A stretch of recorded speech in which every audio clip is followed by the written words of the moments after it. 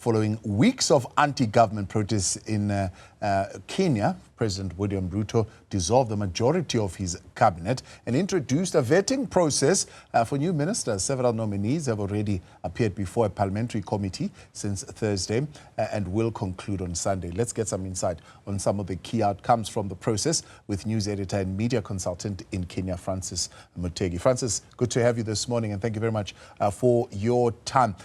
Is the president having difficulty putting his cabinet across the line, I suppose, in terms of legitimacy? And is this process going to assist in any way?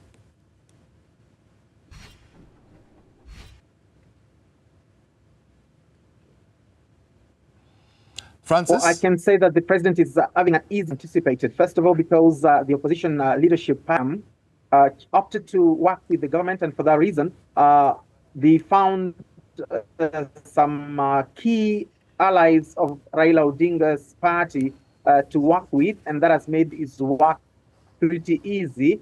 And one of the people who came from Raila Odinga's party, the finance and planning cabinet secretary nominee, John Mbadi, was this morning appearing before the vetting committee in Parliament. He's just concluded his sitting with the Parliament on the hot seat, and he sounded pretty clever and well-informed and vast, and with a grand plan of how to revive the economy, how to restore belief in the faith of the people, and for that reason, the economy. And so I think the president is having an easier time that it was anticipated because these opposition figures are making work easier for him, bearing in mind that ODM is the leading opposition party in Parliament up to the appointment date. And so that makes the opposition, basically leadership, scramble for space, because quite literally now the ODM will have to work with the government, and for that reason the opposition now becomes weaker, and so the government will find it easier, and the president therefore is working a little easier than it was the case a few weeks ago. Yeah, many citizens would have called for a thorough vetting process to ensure that only the individuals who are unblemished are making it onto that record. Are they satisfied so far with the list? Unfortunately, people are not satisfied per se, with quite a number of, about 12 of them were in the previous cabinet and have been reinstated. One of them who has been reinstated, of course, is the cabinet secretary in charge of the environment and natural resources and forestry, and that is Doale. And he is the guy who was in charge of despite some stiff questioning behind the decision to send the military to the streets to try stop the protesters who were trying to deliver the message to the government of dissatisfaction. And so I don't think people are very happy with the situation.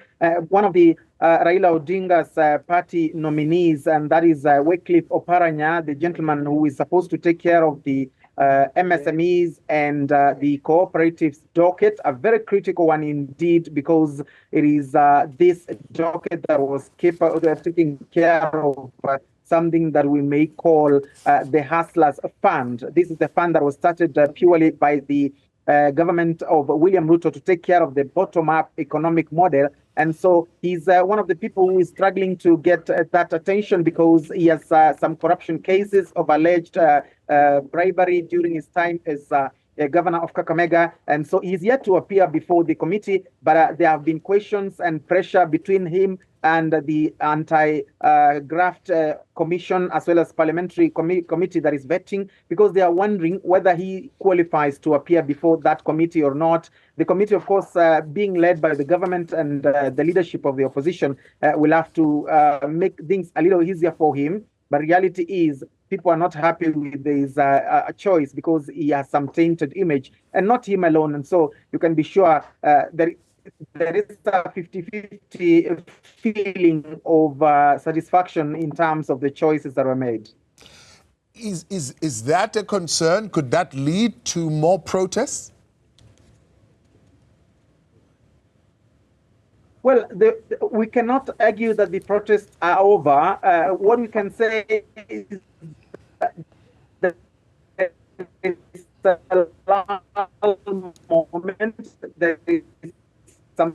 sort of, let me say, bit of composure for the government to settle down. That's Francis Mutegi. Unfortunately, that line there deteriorating at some point. They couldn't hear him clearly. But